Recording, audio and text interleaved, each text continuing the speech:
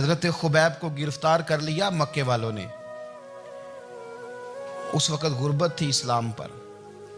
مکے میں سارے لوگ اکٹھے ہو گئے اور چوک میں پھانسی دینے لگے حضرت خبیب کو. کہنا آسان ہے، کرنا بڑا مشکل ہے. بندہ جیل میں الجھ جائے تو میں نے بڑے بڑے سیانے لوگ معافیاں مانگتے دیکھے، بڑے بڑے لوگ کہتے دیکھے ہیں کہ یہ کام بڑا. قید تنہائی بذات خود ایک مصیبت ہے. آپ کو اکیلا رہنا پڑ جائے نا، یہ لاک ڈاؤن ہوا ہے تو لوگ نفسیاتی مریض بن گئے. اکیلے رہنا، تنہا رہنا کوئی چھوٹا کام ہے؟ حضرت خبیب اکیلے، اور مکے کا دور اور چاروں جانب کافر، اور چوک میں جب پھانسی پہ لٹکایا جانے لگا تو ابو سفیان بولے اور بول کے کہنے لگے یار بندہ کوئی کام کر کے بڑا پچھتاتا بھی ہے کہ یار نتیجہ کیا نکلا. تو معاذ اللہ آپ کا بھی نتیجہ تو پھانسی ہے، تو آپ کا کیا خیال ہے؟ یہ آپ یقین کریں کہ لوگ صحیح صحیح ساتھ چلتے ہیں، تھوڑی سی دشواری اٹھانی پڑ جائے تو کہتے ہیں میں گاڑی ٹھیک تھا، پر انہی پتھروں پہ چل کے اگر آ سکو تو آؤ. میرے گھر کے راستے میں کوئی کہکشاں نہیں ہے. لوگ نا میٹھا میٹھا کھانا چاہتے ہیں، تھوڑا کڑوا آ جائے تو مصیبت بن جاتی ہے. کہتے ہیں سارے ہی فلانے سے پیار کریں گے تو میں کروں گا، سارے مخالفت بھی کریں گے تو ہم انشاءاللہ پیار ہی کریں گے. یہ کیا بات ہوئی کہ ہم زمانے کا رنگ دیکھ کے چلیں گے؟ اب بعض لوگ پچھتا رہے ہوتے ہیں. حضرت خبیب سے کہا، ابو سفیان نے ابھی کلمہ نہیں پڑھتے تھے، کہنے لگے تو اس وقت پھانسی پہ لٹک رہا ہے اور تیرے نبی مدینے میں اور آرام میں، اور ان کے صحابہ آرام میں، اہل بیت گھر میں. تیرے ذہن میں اگر اس وقت یہ بات ہو کہ اس وقت تیری جگہ پہ وہ ہوتے معاذ اللہ، تو پھر کیا ہوتا؟ مجمع غیروں کا، علاقہ غیروں کا. یہ ٹائم آیا تھا اب نعرہ رسالت لگانے کا. اب ٹائم آیا حضرت خبیب نے نعرہ رسالت لگانا ہے، پر لگانا کس طرح ہے کہ کافر یاد رکھیں. حضرت خبیب سے کہنے لگے اگر تیری جگہ حضور ہوتے تو پھر تیرا کیا خیال ہے معاذ اللہ؟ تو حضرت خبیب کہنے لگے تم ابھی بھی نہیں سمجھے. ٹھیک ہے میں مکے میں اکیلا ہوں، سارے لوگ مدینے میں ہیں، پر میں پچھتا نہیں رہا، میں تو فخر کر رہا ہوں. میں فخر کر رہا ہوں اس لیے کہ چوری کر کے جان نہیں دے رہا، مدینے والے کی عزت پہ جان دے رہا ہوں. میں فخر کر رہا ہوں. فرمایا سن، تو کہتا ہے تیری جگہ حضور ہوتے اور تم انہیں یہاں معاذ اللہ پھانسی پہ لٹکاتے. فرمایا سن، میں تو یہ بھی پسند نہیں کرتا کہ میں گھر میں بیٹھا ہوں اور میرے نبی کو ہلکا سا کانٹا بھی چبھ جائے.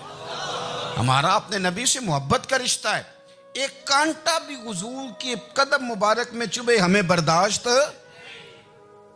مجمع ان کا تھا، نعرے لگ رہے تھے، ہم نے مسلمان پکڑ لیا. لیکن حضرت خبیب نے اکیلے، اللہ کرے آپ کو میری بات کی سمجھ آئے، اللہ کرے آپ کو سمجھ آئے، اکیلے جب پھانسی کے تختے کے قریب نعرہ لگایا نا کہ میں تو کانٹا بھی نہیں چبھنے دوں گا اپنے نبی کو. اب سارے ہار گئے. اب اس ایک جملے نے نا ان کو شکست خوردہ کر دیا. اب بول کچھ نہیں سکتے تھے، گردنیں جھک گئیں. اور جب سناٹا چھایا تو ابو سفیان ساتھ والے سے کہنے لگا باقی ساری باتیں اپنی جگہ پر ہیں، پر اصحاب محمد سے پیار تو بڑا ہی کرتے ہیں نا. اور وہ کچا رنگ للاری والا جیڑا چڑھ دا تے لیندا رہندا، اے عشق تیرے دا رنگ محمد چڑھ جائے پھر نہیں لیندا. کہا یار پیار تو یہ کرتے ہیں نا، اس میں کوئی شک والی بات؟ اس پیار سے کافر ڈرتا ہے. نبی پاک کے ساتھ جذباتی وابستگی، حضور کے ساتھ غلاموں کا جذباتی رشتہ، اور نبی پاک صلی اللہ تعالی علیہ وسلم کی آمد پر تشکر کے جذبات. امام رازی نے لکھا ہے کہ حضرت موسیٰ کلیم اللہ علیہ السلام نے تورات کی تختیوں کے اندر ایک امت کا ذکر پڑھا کہ جو امت گناہ کا ارادہ کرے گی تو گناہ لکھا نہیں جائے گا جب تک کر نہ لے، اور نیکی کا ارادہ کرے گی تو رب ان کی نیکی لکھ دے گا، اور جب وہ کر لے گی تو اللہ 10 گنا اجر عطا کرے گا. اور وہ ایسی امت ہوگی کہ جن کے چہرے قیامت کے دن نور کی طرح چمکیں گے، اور وہ امت ہوگی جن کی اللہ تعالیٰ زمین ساری پاک فرما دے گا، جہاں نماز پڑھیں گے نماز ہو جائے گی. یہ تذکرے پڑھ کے تو حضرت موسیٰ کلیم عرض کرنے لگے اللہ یہ امت میری بنا دے. تو رب کریم نے فرمایا کہ موسیٰ نہیں، یہ تو میرے محبوب کی امت ہے. فرمایا یہ تو میرے نبی پاک کی امت، حضور کی امت. اللہ اکبر. حضرت موسیٰ معمولی آدمی نہیں، وہ جلیل القدر پیغمبر ہیں جن کا قرآن کے ہر سپارے میں تذکرہ ہے، کہیں واضح طور پہ کہیں اشارتاً، ہر پارے میں. اور حضرت موسیٰ اللہ کے وہ نبی ہیں جو رب سے ڈائریکٹ باتیں کریں کوہ طور.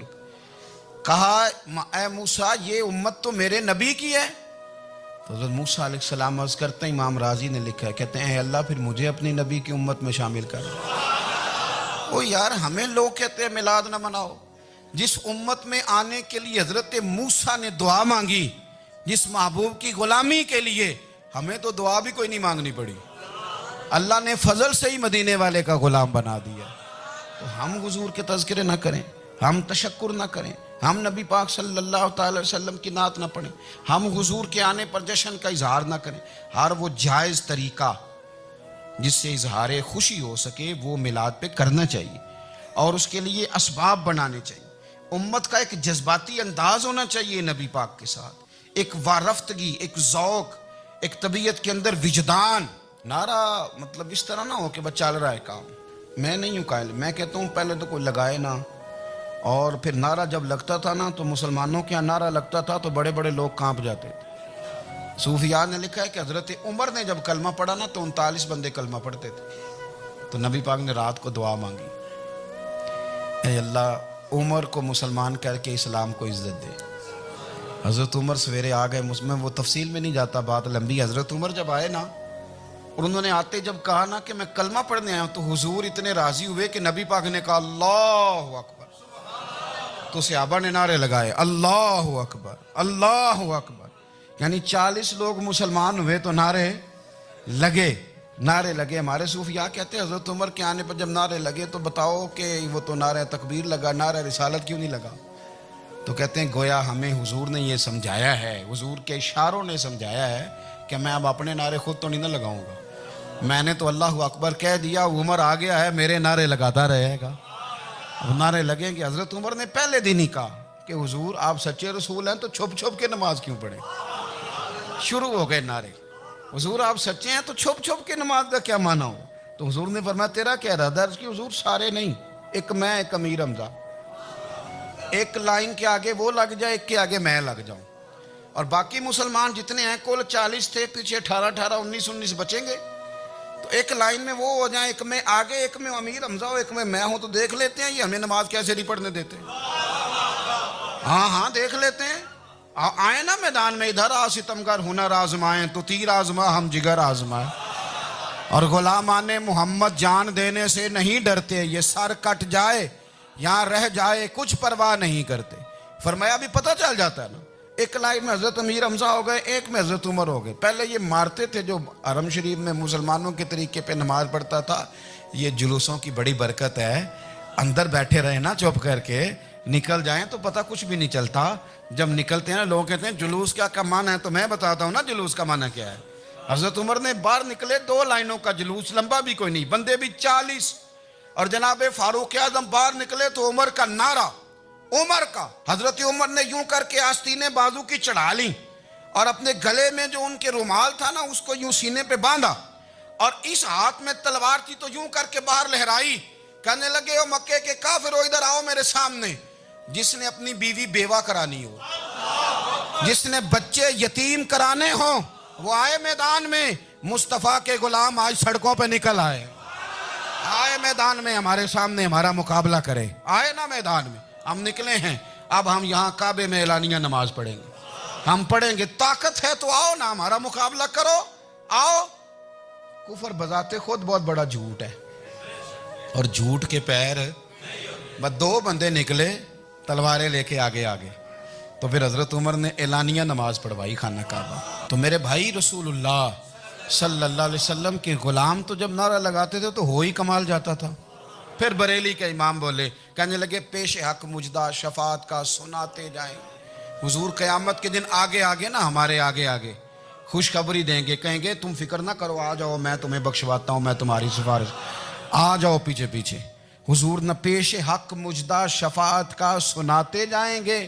یقین کریں بریلی کے امام کو بھی بڑا ہی رنگ آتا ہے بیان کرنے کا، کہنے لگے آپ روتے جائیں گے، اللہ کو منانا ہے نا حضور نے، کہتے ہیں پیش حق مجدہ شفاعت کا سناتے جائیں گے، آپ روتے جائیں گے، پر ہم کو ہنساتے جائیں گے، باغ جنت میں محمد مسکراتے جائیں گے، پھول رحمت کے گریں گے ہم اٹھاتے جائیں گے، اور حشر میں ہوگا ہمارا داخلہ اس شان سے ہم یا رسول اللہ کا نعرہ لگاتے جائیں۔ ہم یا رسول اللہ کا نعرہ. امام راضی کہتے ہیں حضور نے ایک رکا پکڑا چھوٹا سا, ایک بندے کو لوگ دوزخ میں لے کے جا رہے ہیں. اچھا مجھے ایک بات بتاؤ, فیصلہ پہلے ہو گیا ہے, اللہ کے سامنے ہوا ہے, اور فیصلہ ہو گیا اور طے ہو گیا کہ دوزخ میں جانا